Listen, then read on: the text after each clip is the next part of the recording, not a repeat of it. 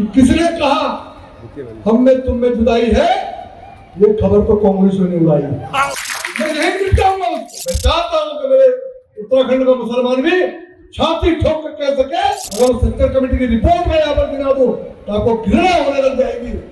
जब मुसलमान भाजपा से डरता नहीं, भाजपा के साथ चलता है।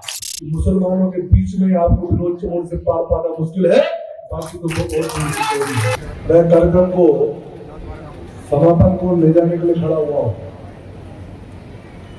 प्रोटोकॉल कहता है कि मैंने मुख्यमंत्री जी की बात मुझे नहीं बोलना चाहिए था, लेकिन उनकी बात अधिक से अधिक आपके सामने आ सके, इसलिए मैंने कहा कि मैं समापन करने के बाद जल्दी समाप्त करूंगा। और माननीय मुख्यमंत्री जी को आप लोगों ने सुना, उन्होंने प्रदेश की जितनी भी योजनाएं थी आपके सामने बताई, और मात्र सामने नहीं बताई, मैं समाज को जानता हूं। यहां उन सभी योजनाओं का लाभ लेने वाले लोग बैठे हुए हैं, इसीलिए हम इसको लाभार्थी सम्मेलन कहते हैं। मित्रों, जब मेरे पास अपने महानगर के कुछ कार्यकर्ता आए कि उन्होंने कहा लाभार्थी सम्मेलन होना है, आप भी उसमें आ जाइए। मेरी विधानसभा का कार्यक्रम होना था। मैंने कहा धर्मपुर विधानसभा है, ये विनोद चमोली की विधानसभा है, औपचारिकता में कार्यक्रम नहीं होगा। हम सचमुच सभी लाभार्थियों को इकट्ठा करेंगे और उनके सामने पूरा विषय जाएगा। आज हम सब लोग देख रहे हैं कितनी बड़ी संख्या में मातृशक्ति यहाँ पर है। अभी आपने एक बड़ा अच्छा नजारा देखा, माननीय मुख्यमंत्री जी हमें वंदे मातरम को गायन किया, सब लोगों ने खड़े होकर के मादरे वतन को नवाजा है, उसका गुणगान किया है। अगर ये सीन जब बाहर लोग देख रहे होंगे जाएगा तो सबकी समझ में आएगा जब मुसलमान भाजपा से डरता नहीं, भाजपा के साथ चलता है।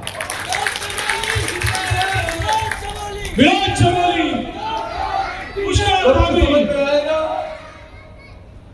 कि मुसलमान भाजपा की नीतियों से प्रभावित होकर भारतीय जनता पार्टी की लड़ाई अपने हाथ में लेने वाला है। अब ये भाजपा से लड़ता नहीं, अब ये भाजपा के लिए लड़ता है, अब ये भाजपा के लिए लड़ता है। आज परिस्थितियां बदल चुकी है। जो देश में मेरी सरकार चल रही, प्रदेश में मेरी सरकार चल रही, सबने देखा है कि भाजपा का शासनकाल जहां हमारे काम कर रहा है, जहां हमारी आर्थिकी मजबूत कर रहा है, जहां हमारे क्षेत्र के विकास कर रहा है, वह हमारी सब प्रकार की चिंताएं भी कर रहा है। बहुत सारे मसले हो सकते हैं जिस पर आपके मन में संशय हो सकता है, लेकिन मुझे कोई संशय नहीं है, क्योंकि जितनी भी हमारी योजना है सब का लाभ बराबर आपको मिलता है। और अगर मैं रेसों में देखूं, शायद हिंदू कम लाभ लेता होगा, मुसलमान ज्यादा लाभ लेता होगा, आपको अधिक से अधिक लाभ इसका मिलता है। यहाँ पर भी कुछ लाभार्थियों को सम्मानित करने वाले मेरे मित्रों, चुनाव निकट है,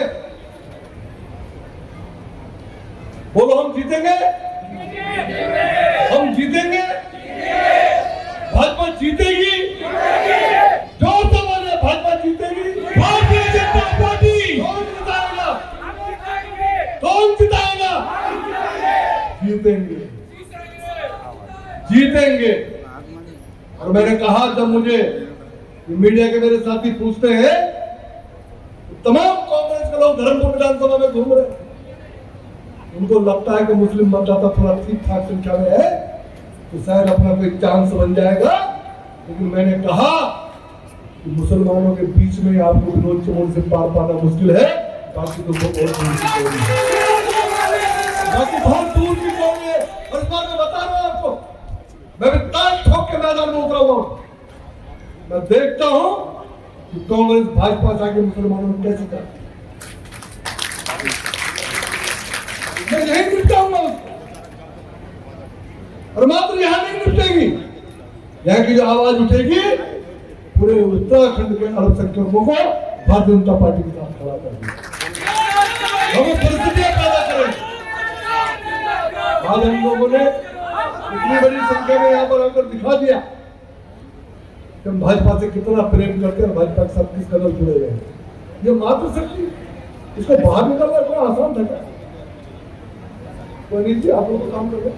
आज देखो मेरी बच्चियां कितनी आई हुई है, मेरी बहनें, मेरी माताएं कितनी संख्या आई हुई है, और तमाम कार्यकर्ता मेरे बीच में जो काम करते हैं। अरे ये नजारा है देखने के लिए।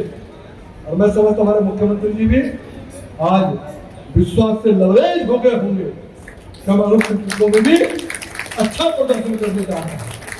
इस बार की जो भारतीय जनता पार्टी की सरकार बनेगी, मैं चाहता हूं कि मेरे उत्तराखंड में मुसलमान भी छाती ठोक कर कह सके कि भाजपा की अगर सरकार बनी है तो मेरा भी उसमें योगदान है, मैं भी उसके लिए आगे आया हूं, मैंने भी उसके लिए काम किया। होनी चाहिए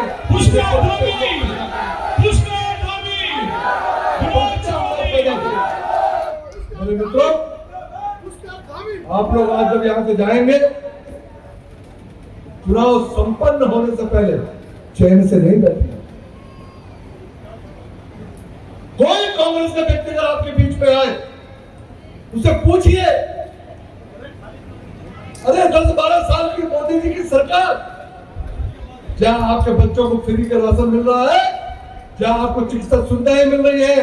वो विनोद चौधरी पुष्कर धामी जो आपको पानी उपलब्ध कर रहा, आपकी सड़कें बना रहा, आपकी सीवर लाइनें डाल रहा है, आपके बच्चों को अच्छी शिक्षा देने का प्रयास कर रहा है, आपके बच्चों को ट्यूशन दे रहा है, आपके बच्चों को IAS और PCS और इंजीनियर डॉक्टर बनाने के लिए लगातार मेहनत कर रहा है। आप बताइए आपकी कांग्रेस ने क्या किया है? इस कांग्रेस ने मुसलमानों को सिर्फ सेंट्रल कमेटी दी है। मेरे मित्रों, अगर उस सेंट्रल कमेटी की रिपोर्ट में यहाँ पर गिना दूं तो आपको घृणा होने लग जाएगी।